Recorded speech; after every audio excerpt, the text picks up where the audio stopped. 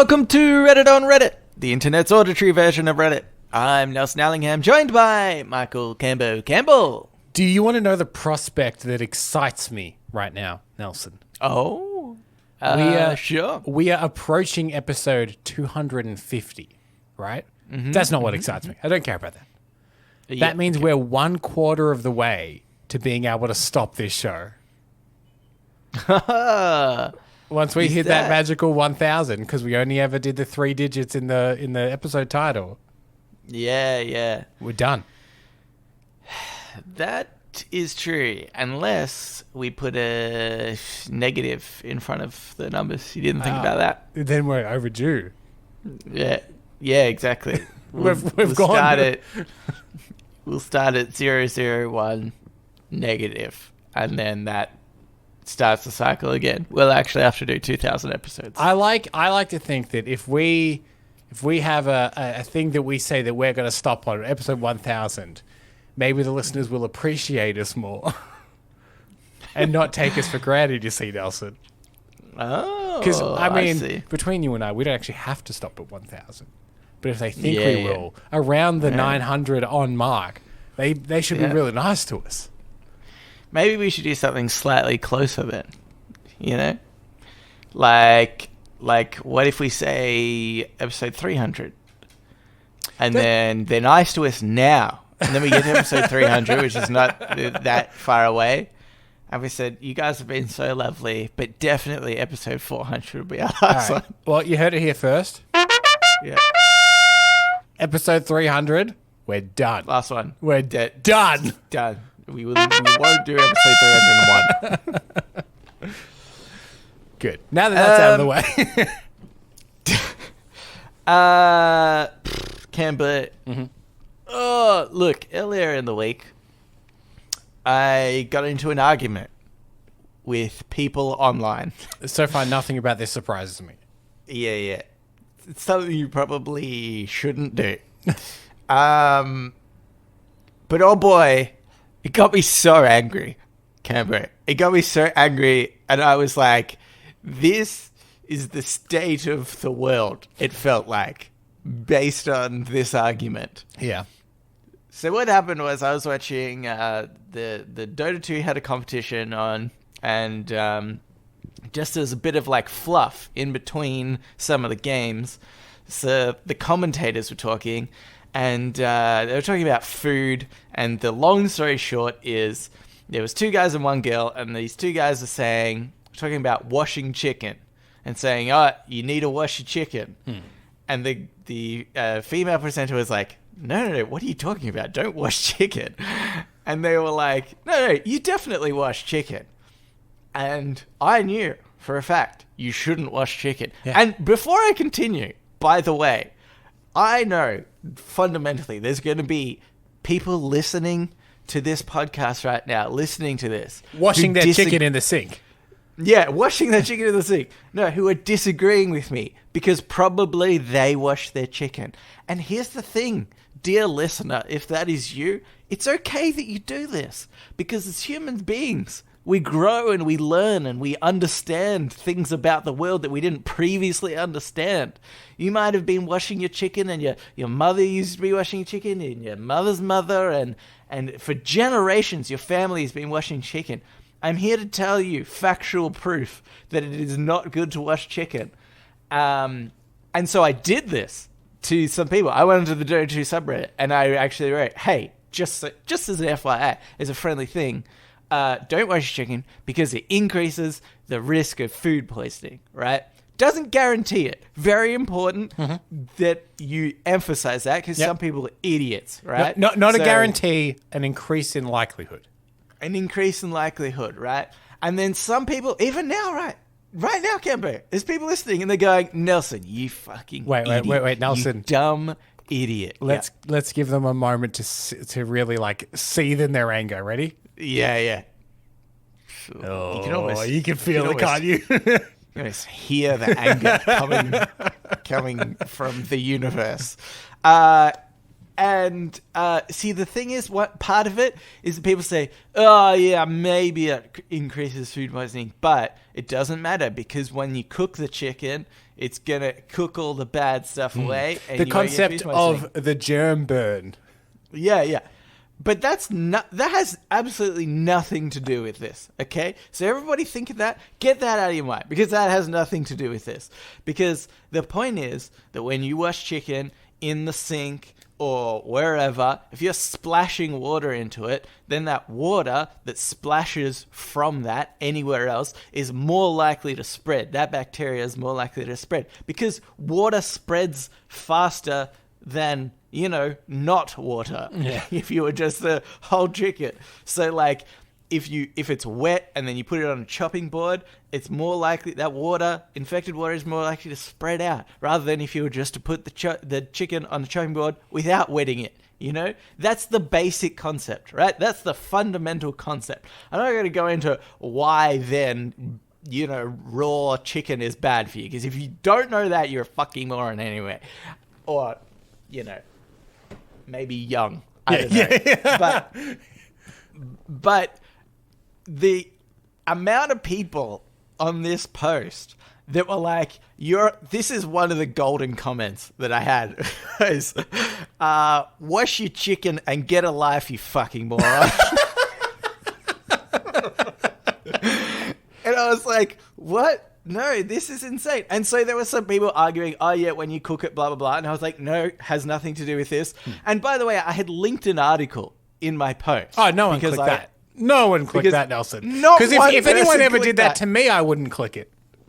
But don't you think, though, that something challenges your beliefs so heavily? Like, say you're like, I am an adamant chicken washer, no matter what. Wouldn't you just be interested and be like, I'm going to look at how false this article is, right? I'll poke holes in this article is probably what you'd think to yourself. I understand the idea that, like, there are certain people that even proof in the face of their belief makes them double down on their belief.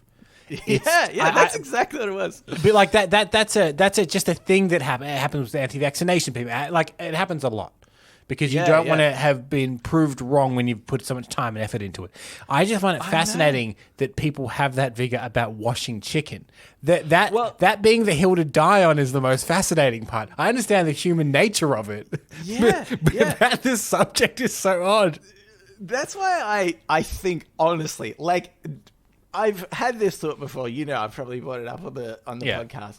But it's more solidified my theory that humankind is just doomed. We can't. You're right. I totally understand. But I like to try and think that I would try to, even if I believe something. And you know what? Sometimes I'll even argue against it by instinct because that's what I know. But then I'll have a think about it. Maybe I'll read more into this sort of stuff. I'm pretty sure I did that with sort of certain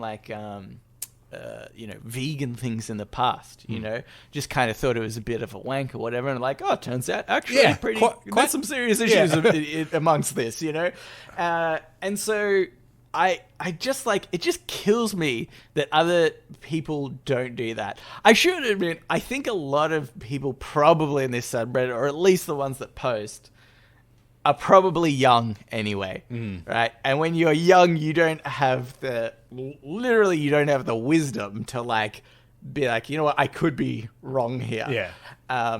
But it just killed me that I can't. And the funny thing was, not one person arguing said why you, one, should wash chicken, or to even link anything that actually says that you should wash chicken.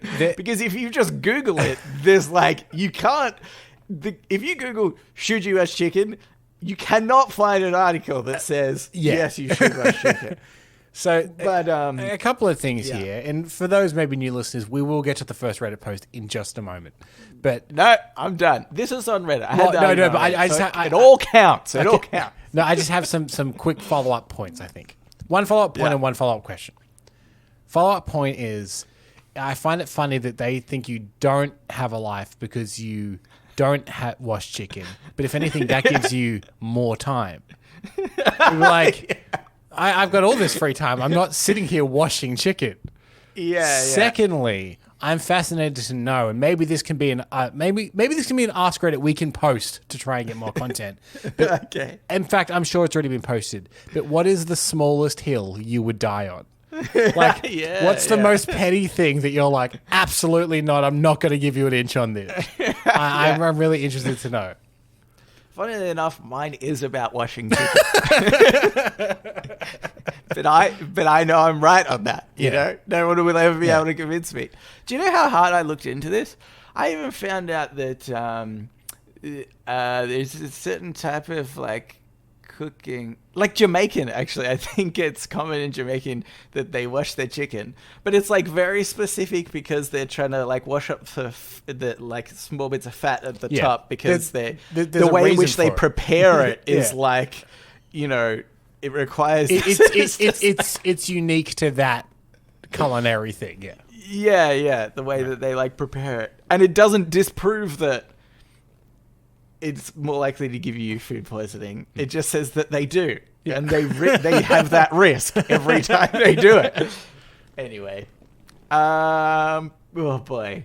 Camber, earlier in the week, I was so angry about this. If we had done the episode that day, oh my God. It would have been an even longer chicken rant. Would have been an even longer chicken rant. And this is already a pretty long chicken rant. But anywho, okay, let's get into it. This first Reddit on Reddit was in the subreddit Damn, That's Interesting. And it was by Armanius. And it was a photo of a guy, handsome looking fella, I'd say. Mm-hmm. And it said the remarkable acts of heroism of Shavash Karapetian. Armenian fin swimmer Shavash Karapetian was not only a 17-time world champion, was finishing... Oh, this sentence doesn't make sense. He was finishing a 12-mile run when he heard a bus crash into the water. He dove down 33 feet and rescued 20 people, one at a time. Oh, and 10 years later, he ran into a burning hospital to save more people. So this is one of those real-life figures. I saw this come up. I think they called him the Russian Superman. Soviet Superman. Which, just a little nerd point, there is canonically a Soviet Superman called Superman Red Sun, but we'll leave that. Because my first thought was like, oh, something about that Superman comic. No, it was an actual guy that did heroic things. Yeah, I get it. Which is funny because that made me go, oh.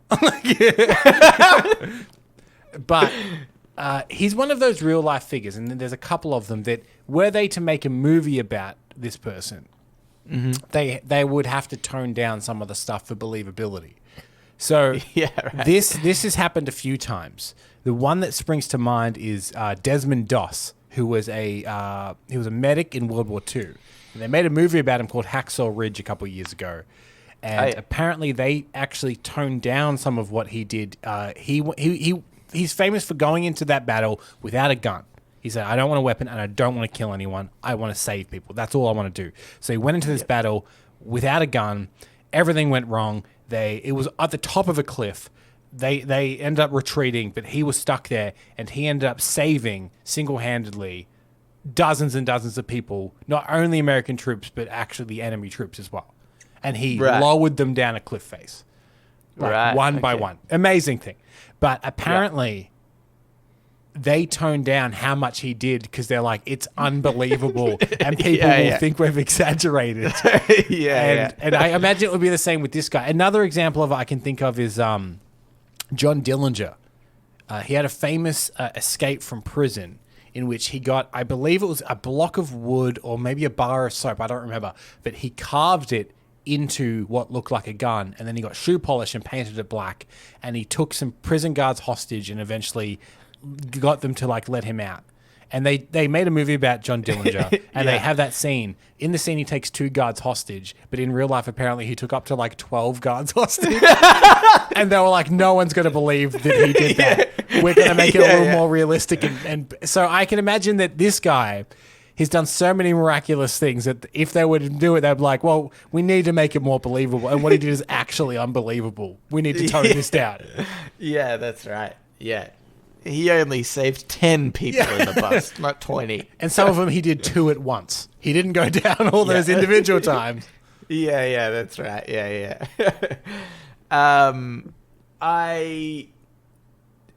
I think it's interesting how sometimes people can be presented situations in which they can, accomplish these heroic feats on more than one occasion.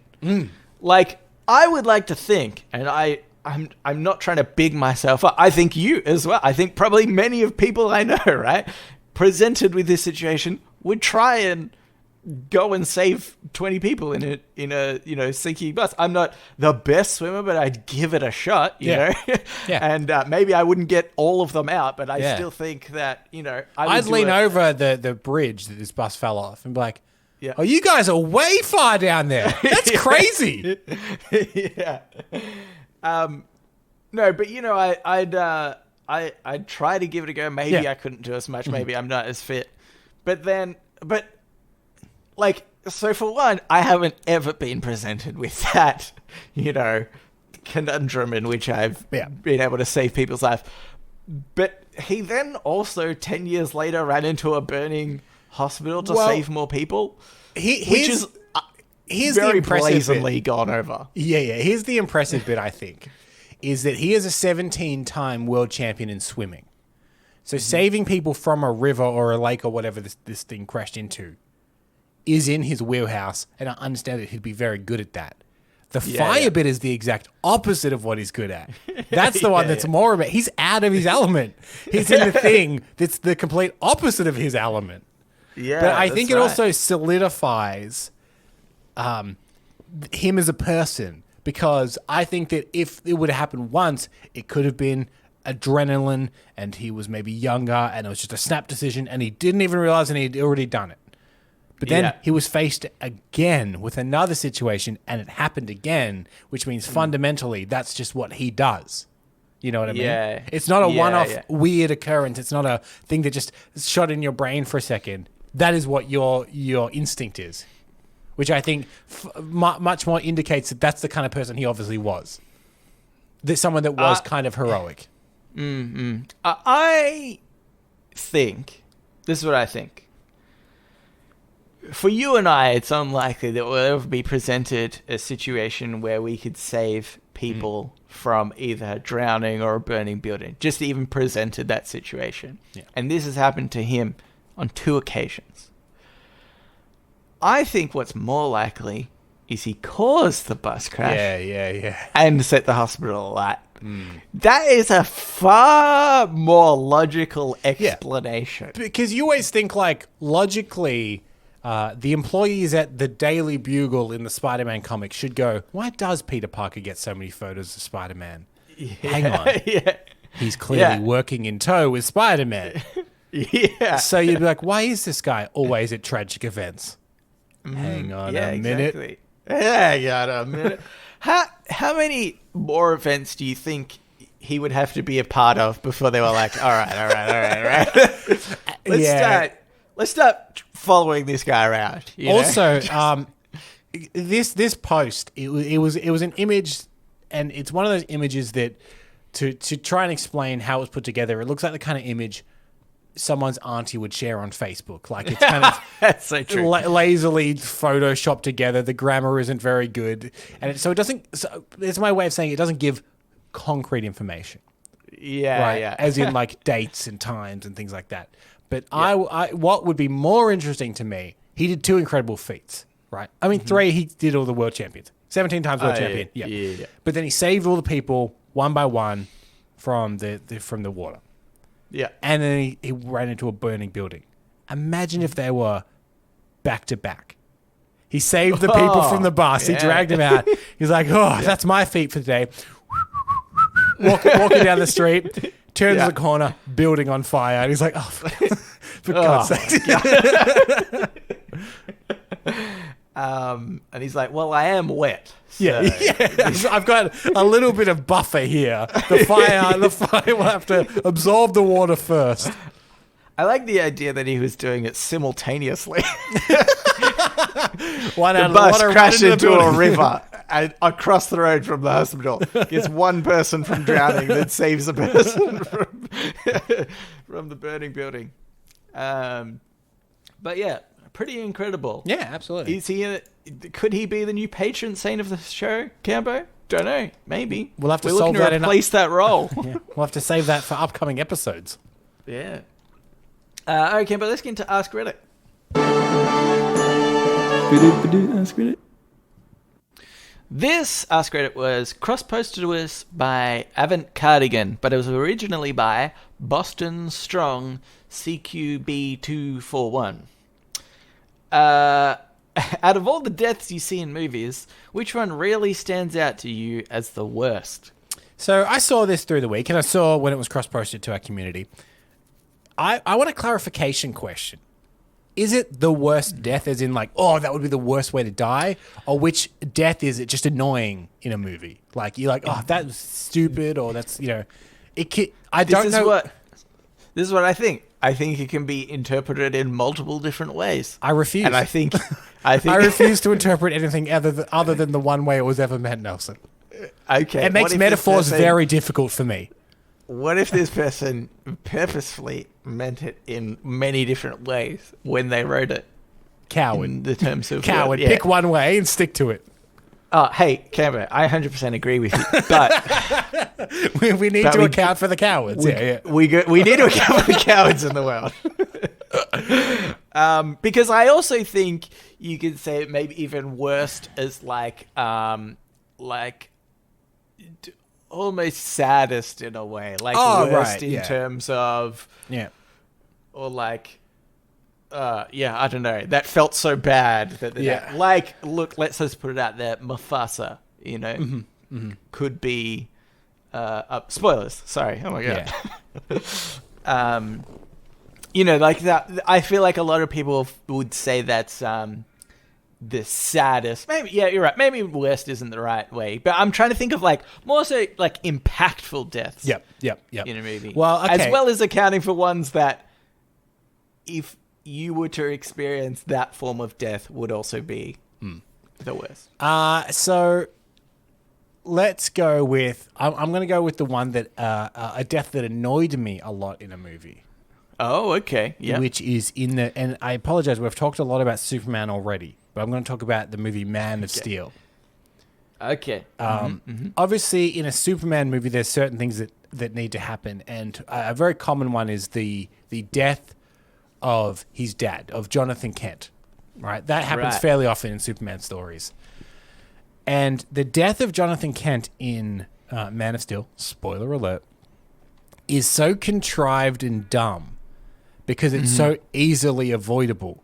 And what happens is there is a big storm, like a big tornado coming down in Smallville, and everyone has to get out of the cars and go under the bridge, including young Superman, who has his powers at this point, but he's maybe 19, 20, and Ma and Pa Kent and all these other townspeople under the bridge. They realize the dog is in the car. Jonathan Kent is like, I'll go get the dog. He runs out, realizes that now he's at the car and he's got the dog. It's too late. The tornado's going to get him. And he actually locks eyes with Superman and he's like, don't save me, because then your secret will be revealed, right? I don't want all these people to know that you have these special abilities. I'll just die instead. What?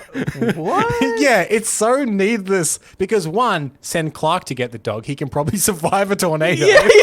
Yeah. Two, if Superman is as fast as a speeding bullet, he could probably go and save him without anyone seeing him anyway. Because there's a tornado coming, people's attention are diverted. Yeah. And if the difference is, let me die because I don't want 6 other people to know that you have special abilities. Yeah. Here's step number 3 that he could have taken. Yeah. Saved his dad, killed the others. No witnesses. Yeah. Laser vision the whole tunnel. Laser vision the whole tunnel. Throw them into the cyclone. Yeah. It's it's not going to people are going to be like, oh, there's so much death and destruction around. Yeah. Let's investigate specifically these 6 people. It's like they're just part of the body count of the cyclone. Also, have Clark run very fast, but fast enough to have plausible deniability. You know, like slow enough. So then he runs out and he grabs his dad and the dog and he runs back. And then later, if anyone for some reason went, hey, during all that craziness, did you run out really fast to save your dad? Yeah. And you just be like, no. Yeah. I mean, I ran out there, but it wasn't crazy. It was pretty fast, yeah. Yeah. I can't imagine a scenario where when I'm in this scenario as the bystander, that if I was to see somebody run super fast out and then lift and bring somebody back, my immediate thought wouldn't be that person has got superpowers. Yeah. You know, I think that quite often in superhero worlds, we forget that like people it's not really a common thing, right? That they know, especially in his childhood before Superman's obviously known to the world. Yeah. You know, it's like, it's just like if you and I just see somebody with superpowers, we would deny it instantly at first. Yeah, you're right. The internal thought would be Jonathan Kent's off in the distance with the dog, flash of light, and he's back in the tunnel, and you go, oh, I must have misseen that. Yeah. It's like people that, there's cases of where groups of peoples see like UFO sightings. They have UFO sightings, right? And they're all sort of convinced that they see the same thing. But we know that it's bullshit. Yeah, mass delusion. So even if somebody was to come out of that and be like, I promise you, this guy has superpowers, and be like, okay, you're insane. Yeah. We're going to give you a therapist and see how you go with that. Even if all that happened and there was the one person that's like, I'm convinced Clark Kent had superpowers and he saved it, and I'm going to tell everybody. I don't care if people think I'm crazy. I'm going to paste it all over the news. I'm going to tell everyone that will listen. Go over to his house, grab him by the scruff of the neck, take him into orbit, and go, if you ever tell anyone, I'll drop you. Yeah, that's right. It's so easy. It's so easy. And thus, Soviet Superman was born. You see nothing. You understand. You see nothing. It's definitely what had happened. Yeah. It's actually the exact same circumstance, except he decided to save his dad.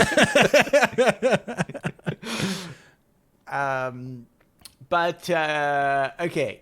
So that's a good worst death. Unnecessary, stupid death. Yeah. It's the death that annoyed me the most in movies. Yeah. What do you reckon is one maybe in the way that somebody dies is there's a lot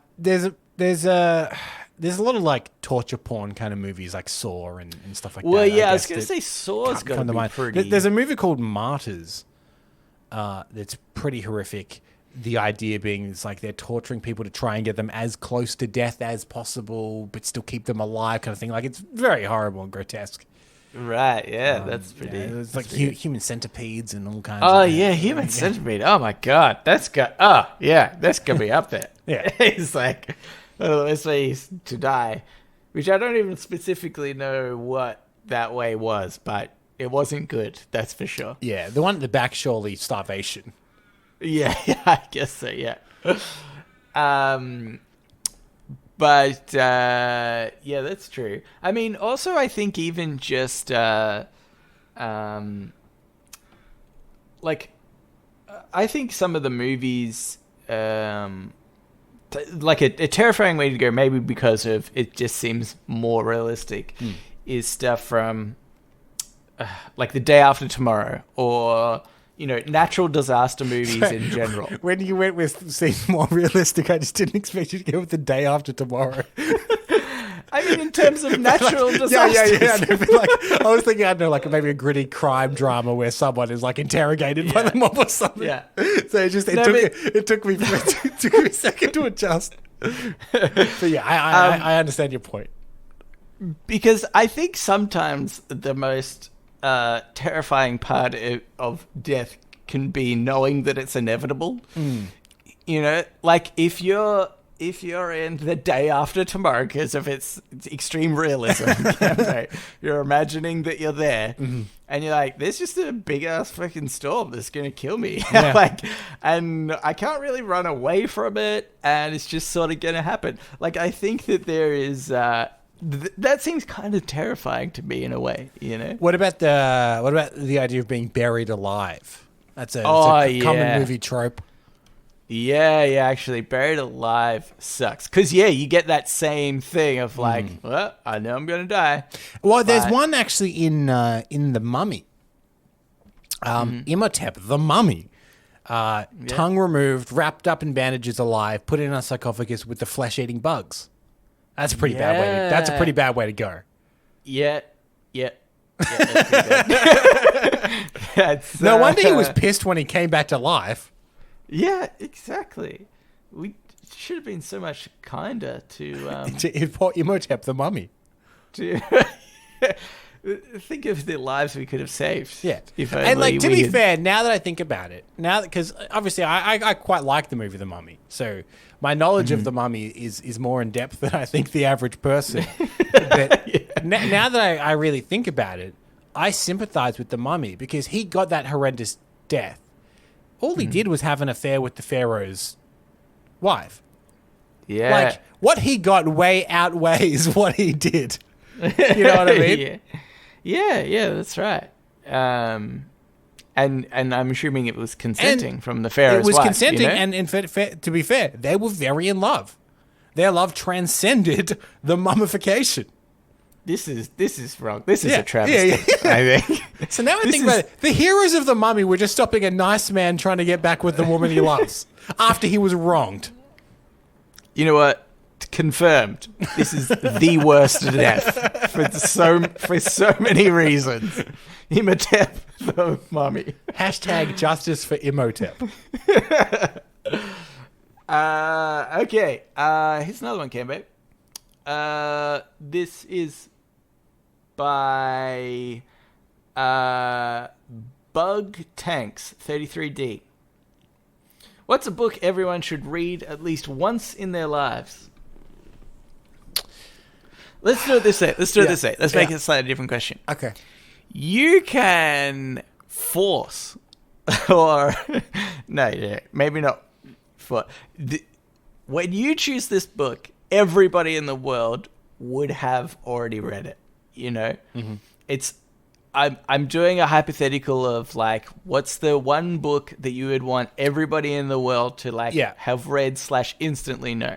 Here's my problem, because you can go with like your favorite book entertainment value wise, but entertainment is subjective. People have opinions, etc. So now I'm trying to think, what is the book that people would get the most value out of as a society, rather than what is the most I like Hitchhiker's Guide to the Galaxy, but it's a particular taste as well. It's like dry British humor. I'm sure there's a lot of people that were like, this is not interesting to me. But if everybody read, I don't know, like The Art of War or something like that, is that going to be a greater value to people?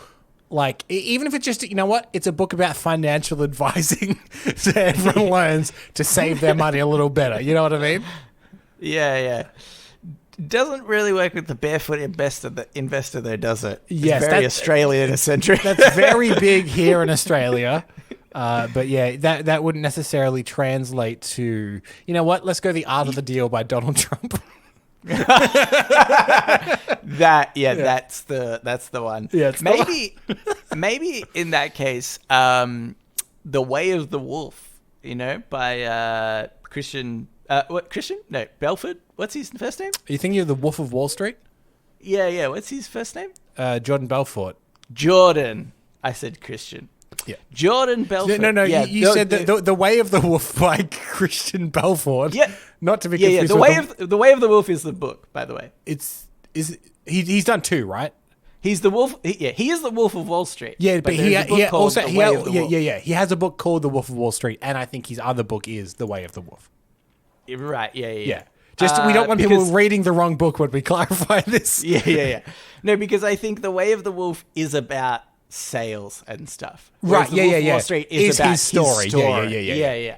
So, But then maybe that wouldn't work because obviously he talks about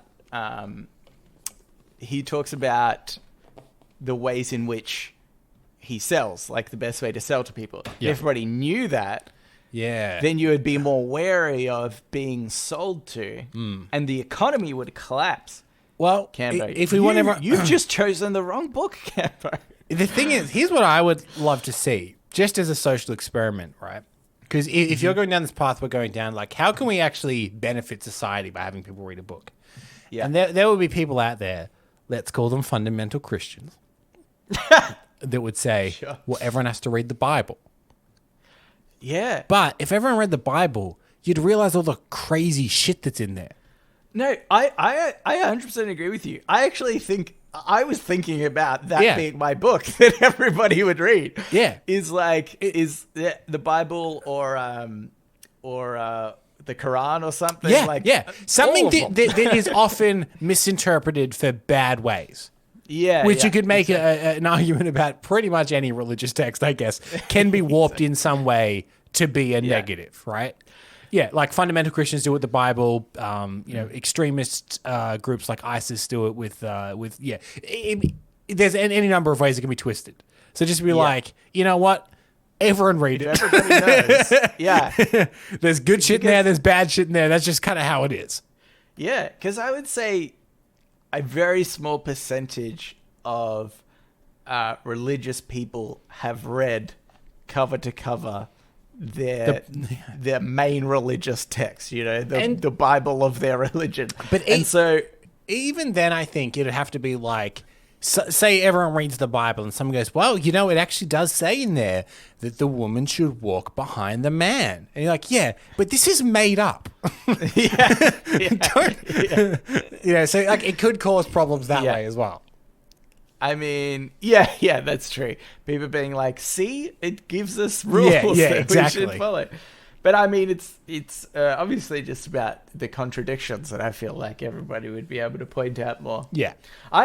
I think one, honestly, this is a good one that I recommend to everyone always to read, which is called How to Win Friends and Influence People.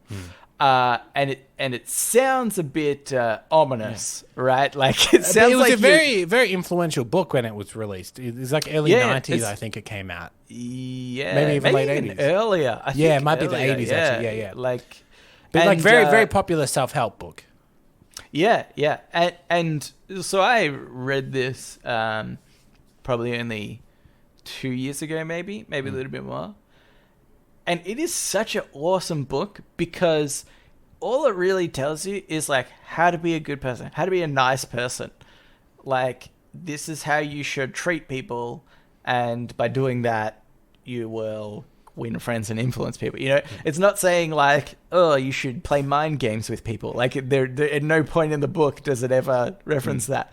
But I think that, and so I think that would just be an interesting book for everybody to read because it's not doing anything secret or private. It's just like, be a good person. What if on the opposite end of this, you made everybody read The Game? Oh, yeah, okay. Everyone be negging everyone else. Everyone be fucking. Yeah, that's... Or you'll be able to tell immediately what people are doing. Yeah, yeah, that's right. Someone comes up to you and says they try to neg you. You're like, hey, stop it. Yeah. Everyone knows this now. You can't do it anymore. Yeah. That's the way to stop the game. But then, funnily enough, the How to Win Friends and Influence People is the game when everybody knows what the game is. Yeah, just to be kind of a nice person. Yeah. Everybody's being a dick and negging people and stuff. And then that one nice person that's going off this book. That's how you stand out. Anywho, you know what? I've changed mine. Harry Potter, number 1. But no, make him read like the 4th one. Yeah. That's true. That'd be so annoying. All right, anyway, let's move into Today I Advise. So now it's time for Today I Learned. Hopefully that. Today I Learned. And also sometimes advice. This Today I Learned is by Son of a Gun. Today I learned neuroscientists have found evidence to suggest feeling powerful dampens a part of our brain that helps with empathy. Even a small amount of power can have this effect on someone. Yeah, I mean, there's anecdotal evidence of this with stuff like the Stanford prison experiment. Yeah. I mean, I know that a lot of the stuff like that has been... It's not a... I know. I was so disappointed when I found that out because it seemed like such an interesting study. Yeah. And then turns out there was just like all this stuff behind the scenes that's like, oh, this made this... this is corrupt for this reason, and like this is corrupt sort of thing. When you hear about that, there is something that's like, I'm sure. Even let's just go the micro version of this. I'm sure we all know someone at work that maybe you work with them in a low level job somewhere. Let's say you and I, we both used to work at the cinema, and someone that we worked with got promoted to manager, and instantly changed. Instantly forgot what it was like when they were working with you. Maybe there was like pain points in the job and they were like, oh, no, it's ridiculous. Don't be silly. It's like, you know this. And you have just the sliver of power and instantly you've changed. Yeah. Oh, God. I hate that so much. The funny thing is, though, I don't think this is just... Or my experience, right, of this is not just that the power... Not that the power dampens empathy subconsciously. I think sometimes it's conscious and you're taught to dampen the empathy. Like I've gone through, we've both gone through kind of managerial roles. And I think every time that I've gone from one level to the next, there's certain things like, I'm just going to choose a really shit example because I can't think of a good one at the moment. But it might be a thing that we frequently had to do while we were at the cinema is like cut shifts, cut hours that people are working, right? Save payroll. And save payroll, save some money. And obviously if, I was the staff member getting cut, I'm getting angry and annoyed and whatever. And, I rely on this income, and you're cutting my shifts. But then I become manager and then it's my responsibility to cut people because the business can't survive without it. And so I have to purposely dampen that empathy that I have. I've experienced that exact same thing, but I know that it's part of my job. It's what I have to do. And I think that it sort of trains you to continuously dampen your empathy. That's just one example of where that's happened. But I know like lots of times I've had to fire people before for things that, maybe I could even understand why they're, like they might just not be a great worker sort of thing. And out of circumstance, we kind of just have to let them go. But, too bad sort of thing. Like, you're empathetic to the fact that like there are circumstances that led to their firing, but you need to dampen it and fire them. Yeah, that's right. Yeah. And I reckon, like, I remember hearing a study, I don't know how reliable it was, probably not reliable at all, but something like, 50% of CEOs are considered psychopaths or something like that. I remember talking about this with my brother, actually, and he was saying, can you believe that? Like it's only psychopaths that can sort of make their way to the top by, crushing other people and stuff. And I had a different viewpoint. I said, I don't think that's it. I was like, I don't think they start as psychopaths. Yeah, they turn into trained to be. Yeah. Like that's like if you are constantly, having to be this harsh, like boss or sort of not if you empathize less with people, you're more likely to succeed in some ways. If you manage it correctly, you'll make your way up the sort of chain of leadership. And I just think that it, and probably this study as well, assumes that one causes the other, but I think that it's learned. It's reciprocal, we're all aware of it, yeah. But yeah, just thought that was interesting. Do you think that can you think of a case where there's a powerful figure in which they show a lot of empathy and so go against this rule potentially? Jacinda Ardern, maybe.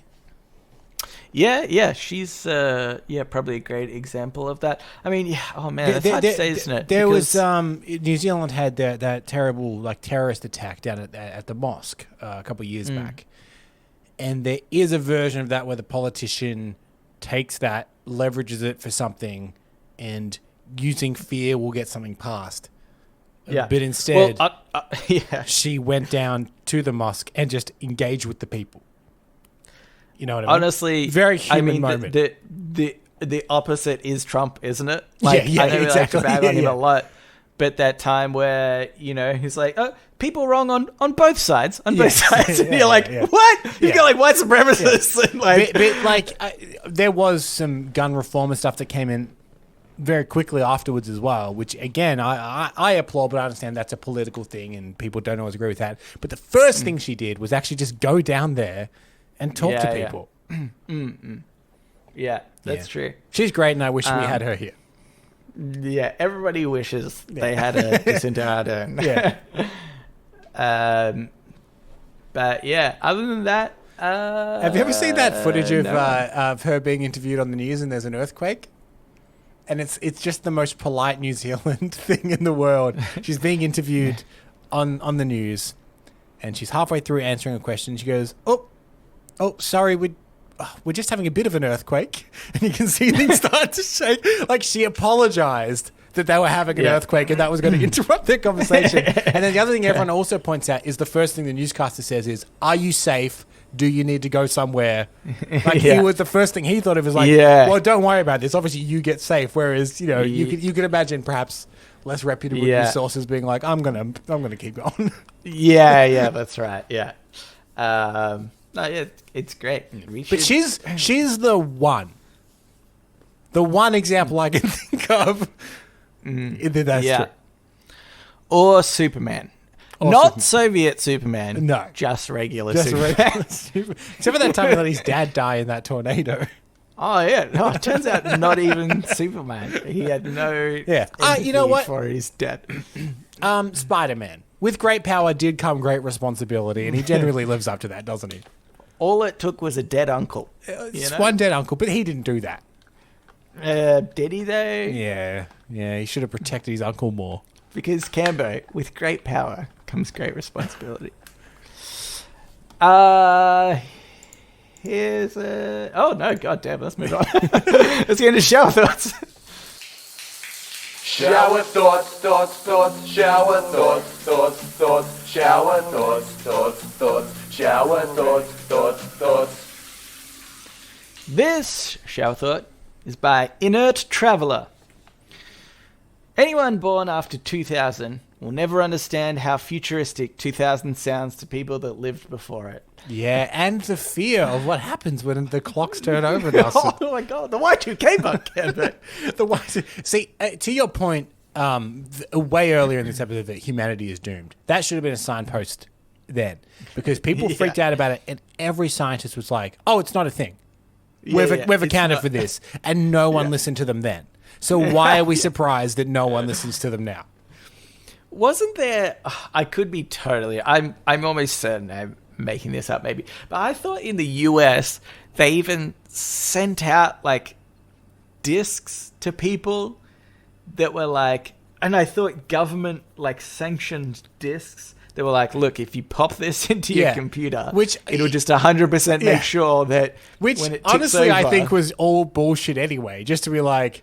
You're scared of this thing that's not going to happen. We'll send you this disc that'll stop it happening, I guess. Maybe. I feel like... But maybe there was some software, like personal computing software, that, it would have malfunctioned. So, maybe it was a patch for that particular software. But in general, most things are like, well, obviously we programmed it past the year 2000. Well, or just the idea that it really, that's fundamentally people not understanding computers. Computers are so much in my smarter job, than us. Canberra, in my job, Canberra, I experience that on a daily basis. Yeah. Where people are like, "Oh boy, this is a huge change in the software, or it's going to cause issues." I'm like, "No, it's not. No. It's computers understand." And then the funny thing is, then they overreact to that. And they go, "Oh, okay, so a computer can obviously do everything." Like, oh no, look, there's a middle ground in there that I don't know how to explain it. You've overshot it, which is amazing. Because they can do so much and you overshot what they could do. Yeah, that's right. That was so funny. But I think that it's so true. Like, as soon as I read this shower thought, I was like, yeah, I still, almost in the back of my mind, I still feel like, not that anything did change, but in my mind, we became more futuristic when we went from 1999 to 2000. And just like, it was such a shortcut for the future, wasn't it? And I can't think of another date in my mind that sounds instantly futuristic. Because it's, well, I mean, apart from the year 3000, which at this point is now too far away that we'll never see it, you know? Yeah, exactly. Yeah, but like there was songs. And theoretically, that will be quite futuristic. Right? It was the millennium, remember? Yeah. And there was songs about it. You know, Will Smith had Willennium. Silverchair had Anthem for the year 2000. Like there was songs about it. That's how exciting everyone was about the future. Yeah. I remember I got a commemorative coin. Yeah. And did you get one too, Kevin? I probably. Feel like probably. All primary school students got them, got a basically. coin. And I probably tried to trade it in for candy. Now looking back, now that we're even out of that decade, right? We're out of the 2010s. Mm-hmm. How instantly that decade went bad. 1 year later, the World Trade Center came down. Yeah, exactly. War on Terror started. They invaded the country. Yeah. That did not last. That's true. It wasn't very good. But also, if we're talking about the 2010s, the iPhone was introduced. Yeah, and that was a pretty big. 2007. That was pretty big. I think 2008. Maybe it's 2007. I feel like we've brought this up on the show and we both thought it was 8, but technically it was 7 or... I don't know. I definitely knew. I'm not even joking. Oh, I know right. this. I know it sounds like I'm making it up, but I think that I was the right person in this scenario. But now I'm not sure. Okay, we both go search this. When did the iPhone release? Oh, goddamn, it's 2007. What was that you were saying about being right, Nelson? That other time, I probably said 2007. You said 2007. I don't. Anyway, but honestly, that's like the most futuristic thing, right? I feel like has happened in our lifetime. That changed so much. Yeah. The phone got rid of so many things. It got rid of personal cameras. Mm-hmm. It got rid of like MP3 players. It got rid of a lot of like. I feel like people that traditionally would have had a laptop for email now probably just live with a phone. Like people don't need a computer if they're only emailing every now and then. They can do it on their phone. It got rid of so many things. Yeah, that's right. I also want to say like Facebook. Don't you reckon the idea of social media really boomed Facebook? Obviously, before that there was MySpace, and even before that there was any number of them. But Facebook. Yeah, Facebook got into society like a cancer. Really rotted from the inside. But it just changed so much about society. I feel like. Yep. Anywho, here's another one. This is by Batman's Apprentice. So Robin? That's exactly what I was thinking. I was like, basically, he's got a name, a very famous name. No, but he knows that nobody wants to be Robin. This is like, oh, hey, what do you do for a living? And you're like, oh, I'm Batman's Apprentice. And they're like, oh, so you're Robin. You're like, no, I'm Batman's Apprentice. Nobody wants to be Robin. Anyway, Batman's Apprentice says, why are you so quiet is considered normal, but why do you talk so much is considered rude. Is why are you so quiet considered normal? just as rude. Yeah. Just as rude is my point for bringing this up. Yeah. If you think that asking somebody why are you so quiet is a normal or good thing to say, you're a rude asshole. Because like one, they could be quiet because I don't know, they're busy or they're concentrating or something like that. But if it is what you think it is, which is that they're an introvert, that question is the worst thing you could ask them. It's the worst. It's worse. It's probably worse than why do you talk so much? Yeah. Honestly, because an extrovert would start answering that question, whereas an introvert wouldn't answer the question, why are you so quiet? Or would it be, an introvert is probably already a bit conscious about their social ability in some way. And then to call out and be like, why do you do that? Why are you bad socially? They're like, oh my God. I was hoping maybe people didn't notice. I'd already subconscious about it, but now it's been confirmed to me. It's a terrible thing to say. Yeah. Don't ask why anyone's anything like that. That's a good person. Why are you fat? Not good. Why are you skinny? Not good either. Not good. Why are you skinny? asking. I have a disease. Oh, no. Oh, no, then you say, obviously, thank you. Yeah. I wanted a logical explanation. But even just like, why are you anything is just because even if it's complimentary, like, why are you so muscly? It's just a weird thing to, how are you so muscly? I feel like that's a bit better. Well, I work out all the time. I have a very strict diet. But why are you muscly is a weird one. Why is accusatory? Yeah. You know?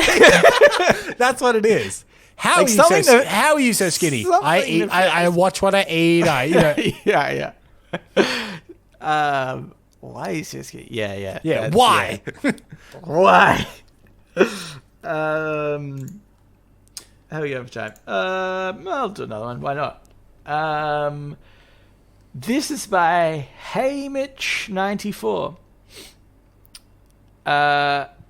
We often clean our homes when people are coming over so we can maintain the facade of a clean house that we've seen from going to other people's homes who clean their house to maintain the facade of having a clean house. Yeah, it's all a big lie. You know, Cameron, normally this type of shower thought, I think I would agree with, which is society does things for the sake of society doing things. But this one I fundamentally agree with.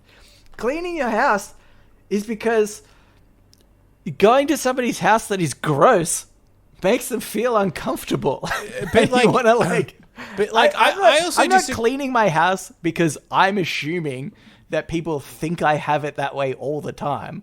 In fact, I'll sometimes let people know, I cleaned up because you're coming over. You should feel bloody good about it. Also, sometimes, Stacey and I will just clean our house.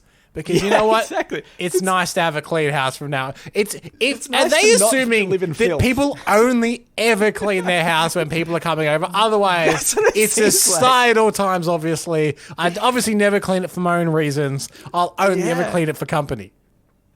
I imagine that's what they think, but it's like it's nice to be in a clean home. It's nice. Even sometimes just cleaning up small things, like if I do the dishes or something, do the dishes. Yeah, sometimes I'll put some pans on there, been sitting there for maybe a day, and I'm like, and I'll clean them. Like, I feel so much better about the area that I'm in now. Clean house is a clean mind, Nelson. Yeah, a clean house is a clean mouse. I was trying to make something rhyme. Clean house, just so people can remember it. A clean place. A clean place is a clean space. It means the same thing, but it rhymes. Yeah, but you're implying mental space. Yeah, and there is a thing that if advice rhymes, people are more they're more susceptible to believe it. Oh, okay. So you could say that. Well, if you work out enough that your muscles fatigue and hurt, that's actually greater at building muscle. Or you can say, no pain, no gain. And people will tend to agree more if you make it a rhyme than if you say it in a more boring way. Yeah. If you clean, then you're lean. Well, could you say, I like it. because we're going against the idea of you only clean when people are coming over. Okay. So could you do something like, don't just clean to be seen? You know? Don't just be clean. Don't just clean to be seen. Yeah. Yes. Sure.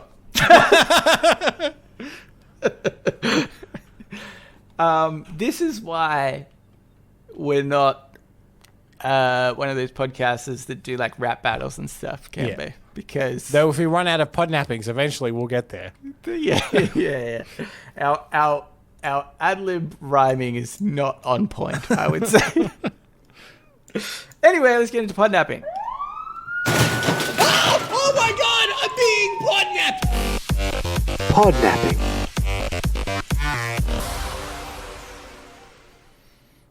That's you, Nelson. This is podnapping. Like every now and again, because it's your week, I'm like, oh, He'll take it from just here. Sit back and listen. Anyway, this is podnapping, where we nap a pod. We take a segment, topic of conversation, Nope. or a segment from another podcast. Nope. We do it as a Sometimes we do. We used to do that. It's been a really long time since we've actually done something from a podcast. Yep. I do have one podcast that I'm intending to do, but it just takes so much effort. Let me tell you, this one is not from a podcast. Okay. It's just something I made up. So this is a game we're going to play. I've named it Brand Shill. Brand Shill. Yes. Okay. Do you consider yourself a brand shill, Nelson? Do you Absolutely. shill for the brands? You're just after the money of the big brands. You don't care about artistic endeavors. This is what I'm going to do. I'm going to read you taglines of brands. And I want to know how well you comprehend what brand that is for. And if you know them all, you're a big old brand shill, Nelson. So, for example, it's a simple game, but for example, if I say just do it, that is? Yes. Adidas, obviously. Yes. Nike. Nike, yes. Correct. So I've got some ones I consider pretty easy. Some ones I looked up that I was unaware of, so I've marked them just a little bit harder. Okay. And then some specific Australian ones. Okay. So I think you might be good at them, but I want to know whether our listeners will have any idea. God. Okay. Shall we begin?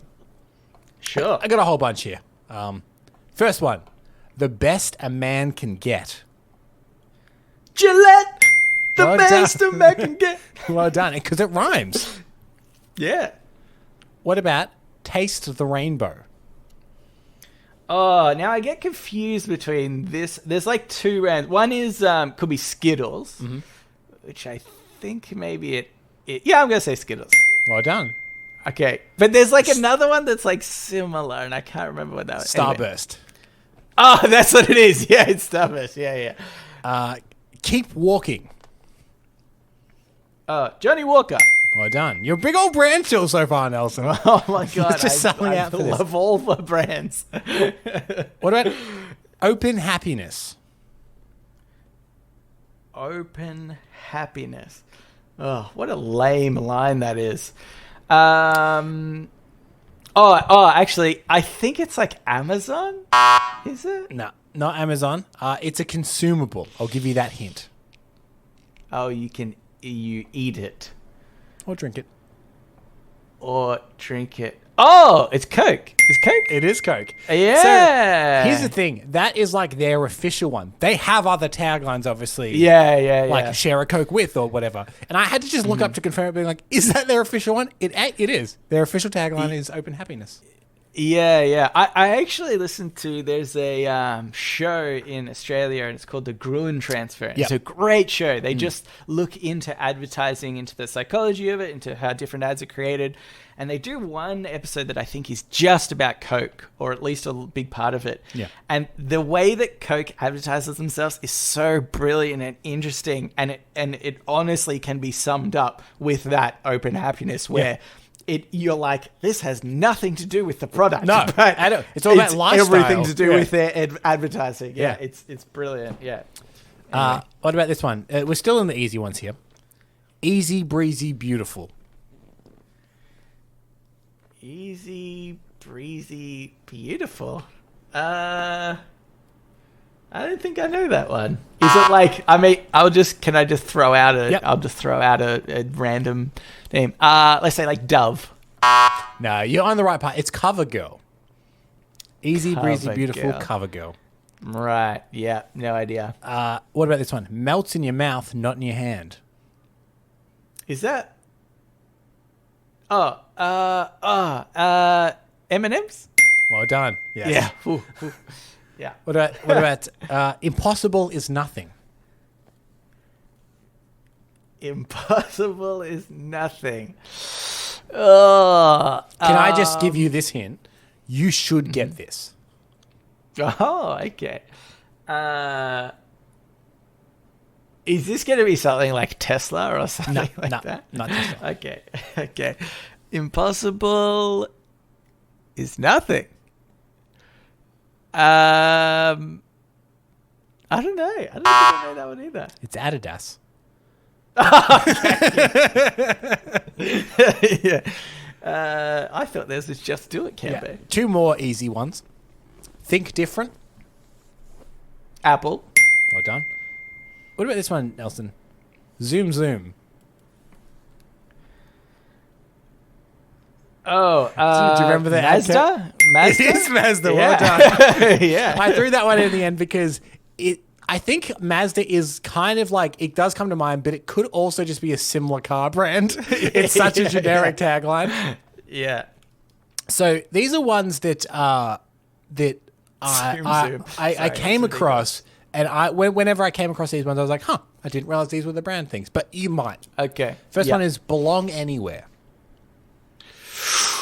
Ooh. I feel like I do know this one. Belong anywhere. Oh, I don't know. Belong anywhere. I don't know.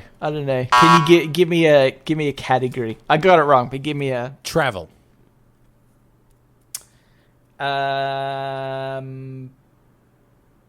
belong anywhere. Oh, and travel. Oh, is it like Airbnb or something? It is Airbnb. Oh, damn it. See, I knew that one. They've actually been doing a lot of ad campaigns recently, and I think that's fun. Yeah. What about long live the home? Long live the home. That's weird. Though I will say of this brand, there was slightly conflicting information about this, but this one came up more often than some other ones. So they may potentially actually have a few technically. But this is the one that came up most often. Okay. What was it again? Long live the home. Long live the home. No idea. That was IKEA. Oh, that's so weird. Yeah. That makes sense, Long I guess. live the home. Yeah. I mean, does it? Long live the home? I don't think of my home as a living being. What about good, different? Like IBM or something like that? That's Aldi. Aldi. It's the official slogan of Aldi. Different. Okay. This one's a slightly older brand. Bring the good times home. Is it like Kodak or something like that? No. I'll give you this one hint before we move on. This brand no longer exists. Oh my God, it's Blockbuster. Blockbuster Video. I knew that. I did know that. Yep. Yeah. Here's one that I liked. The tagline is, if your grandfather hadn't worn it, you wouldn't exist. Okay, well, condoms of sorts, so I guess, It's the opposite of a what's- condom. If your grandfather hadn't worn it, you wouldn't exist. But a condom would be sorry, if- I thought it was had worn it. No, hadn't. You wouldn't. If your grandfather hadn't worn it, you wouldn't exist. Oh, okay. I thought it was if you had. Okay, I will so, give you this hint. This brand is much bigger in America than it is here. It is available here, but it's not as big a brand here. It's a brand you'll instantly recognize when I say it. I then want to say it's probably like a cologne of sorts, maybe. So, I mean, I'll just say Lynx, but I don't know. Wait, is that Australian only, Lynx? It's Axe body spray in America. Oh, Lynx, Axe, yeah. But no, it's for Old Spice. So you were on the right track. Oh, Old Spice, yeah, right, yeah. And the last of the difficult ones before we get into the Australian ones, never hide. Never hide. That sounds terrifying. Yeah, and when I read it, I was like, oh, I can see this in their logo. Actually, I can picture it now. But also, I don't think it's a very good slogan for their brand. I'll give you it's a clothing accessory brand. Okay. Let's say I don't know. Ray-Bans. Oh my god! I just pulled that out of nowhere. It was Ray-Ban because now when I picture, it, I'm like, oh yeah, it's the red square. It says Ray-Ban, but I think it does say never hide underneath that. I didn't come to that conclusion. I was thinking about an accessory that I might know the brand name of. Yeah. So now these ones here are more. Why is that a thing? Is that because you'll stand out with these? I guess so, but in a way you kind of do hide by wearing sunglasses. Yeah. Anybody wearing any sort of sunglasses is hiding very slightly from the sun, if nothing else. From the sun. Now these ones are all Australian brands, so I think you may have a better chance at this. Our American listeners might be a little more challenged by some of these. Okay. Good. I need the leg up. I'll start with the easiest one. Tastes like Australia. Tastes like Australia. Oh God, I don't know. Tastes like Australia. Oh, is it Vegemite? It is Vegemite. Oh, I didn't. Yeah, okay. Only because that is the only thing that I think you could say tastes like Australia because it's so iconically Australian. It's so iconically Australian, yeah. Like you could argue Tim Tams, but I don't think as many people know what they are. Everyone knows what Vegemite is. Yeah, exactly, yeah. Well, no one knows what it is. It's just a weird black yeast paste. But, so this one I put in because I think it's emblematic of Australian branding, but also some of our Americans might not believe that it's what it is. The tagline is, "You're a bloody idiot." That's like the TAC ads, right? Yeah, that's the Transport Accident Commission. Yes, the TAC. The TAC, yeah. Our tagline, it's a slightly longer tagline that was shortened to that, which is if you drink and you drive, you're a bloody idiot. But for years, we had billboards just up being like, you're a bloody idiot, just like as you're driving around, which I think is a very Australian thing. Here's a very Australian thing. The tagline is, what to bring when you're told not to bring a thing. Oh, I didn't realize this is... Oh, no, wait. I learned this recently that this is Australian. Favourite. Cadbury Favourites. Cadbury Favourites. I guess if you don't have them in your country, a box full of Cadbury chocolates.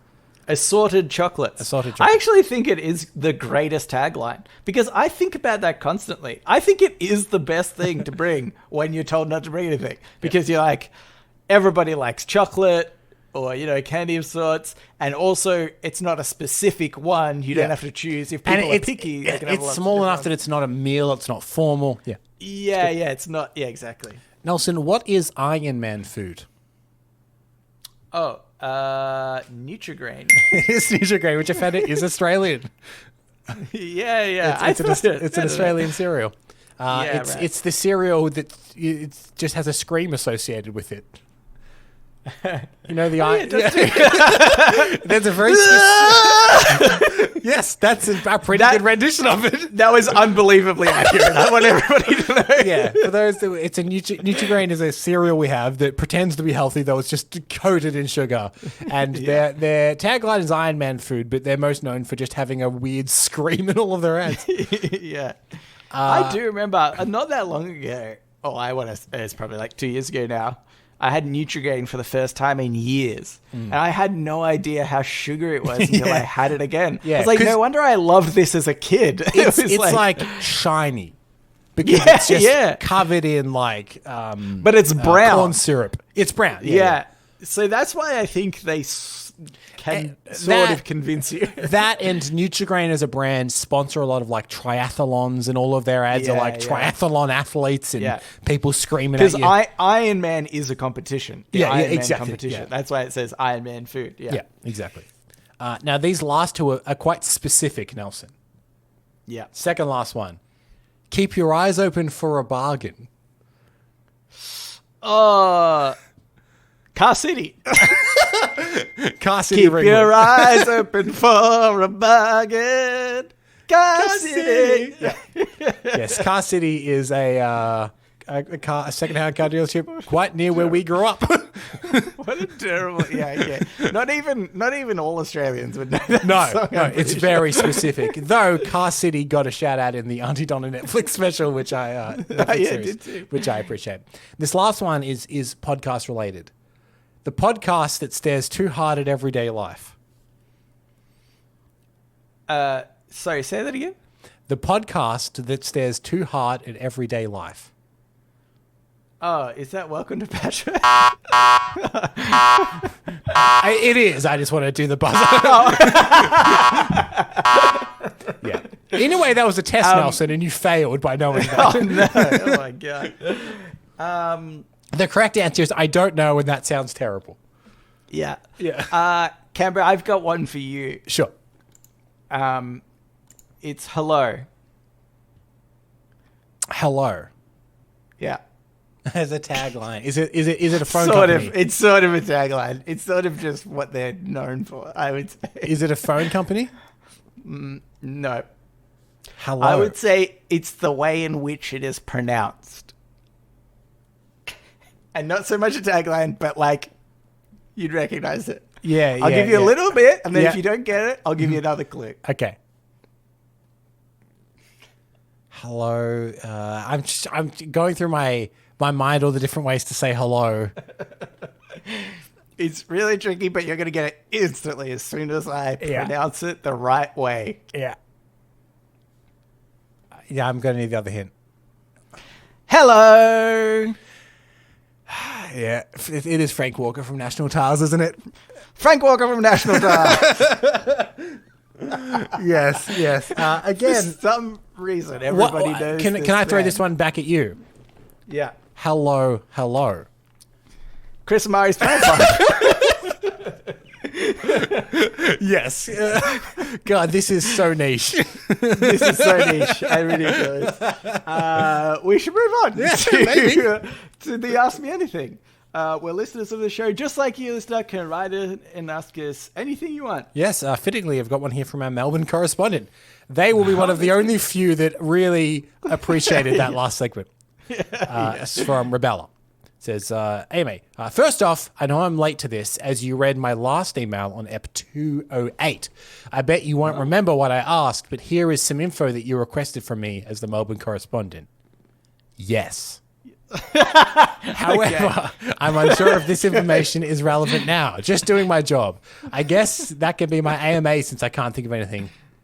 What information? I remember this. Do you? What information were you asking me for in episode 208? Oh, that's actually the question. That's so funny. I obviously didn't read this email beforehand. Like sometimes I do, but just for some reason I didn't do this one. But she was asking if we're out of lockdown. Yeah. Well, we were asking. We were asking Rebella. We were asking. Yeah. If we were out of lockdown. And she said yes, but we're not. We're in lockdown. To be fair to Rebella, they weren't to know this, but when they sent it, we probably were out of lockdown. Yeah. But we don't want to call you a liar, but currently we're in lockdown. You and I are not in the same location, Nelson. That's true. They continue. Also, I have an idea for podnapping. You take strange podcast quotes from the other co-host and play them out of context. The co-host then has to work out what the hell they were talking about. Not to burst your bubble, Rebella, but we actually have done this. I don't know if you recall this, Nelson. Oh, we did. We did. We had to actually, also didn't we? assign who said it as well. Yeah.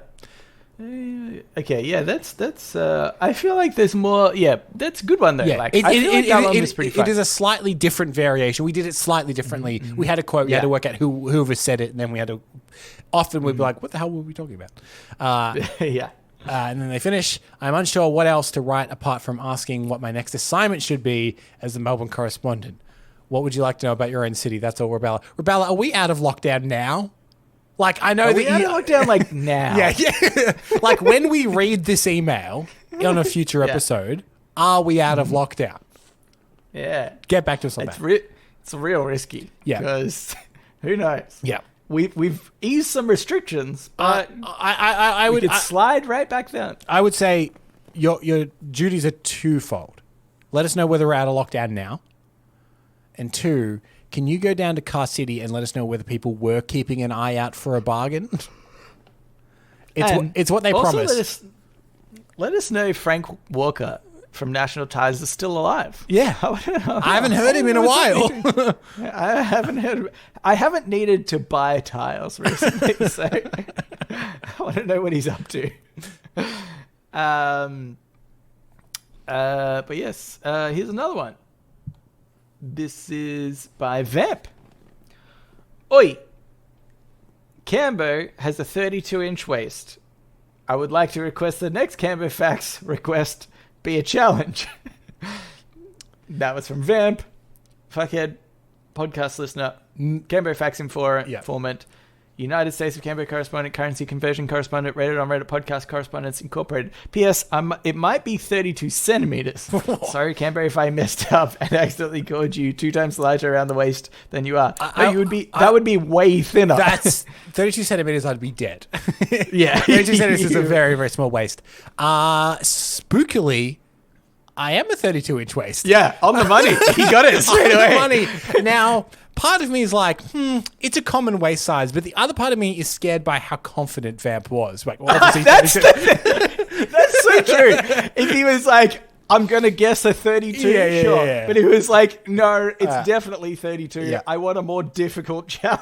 Like, okay, I've got a very difficult one for Vamp.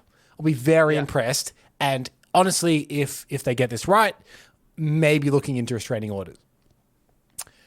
Yeah. I go to a certain gym and I wear a certain brand of shoes for that gym. Okay. What brand of shoe is it? Technically, I have 2 pairs. My other pair is a pair of Nikes.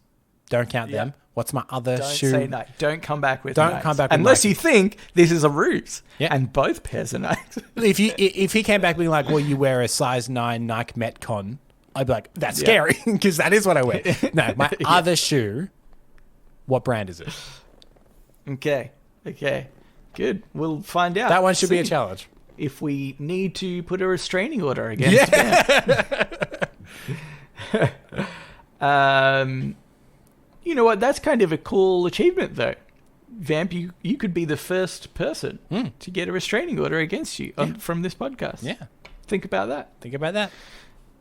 That wasn't really a question. There's nothing there. Yeah. But thank you for writing in, Vamp. And Rebella, if you would like to write into us, you can do so. Reddit podcast, READIT podcast at gmail.com. You can also reach us at Facebook, Twitter, and our subreddit. They're all READIT podcast. We'd also appreciate it if you could subscribe if you're not subscribed already. Yep. If you could leave us a review. If you could... Tell a friend. Tell a friend. Tell an enemy. If you could... Tell an enemy. If you could... Do a little dance. Make a little love and get down tonight. Get down tonight. Anyway, I think that's it. So thanks for listening, and we will read you later.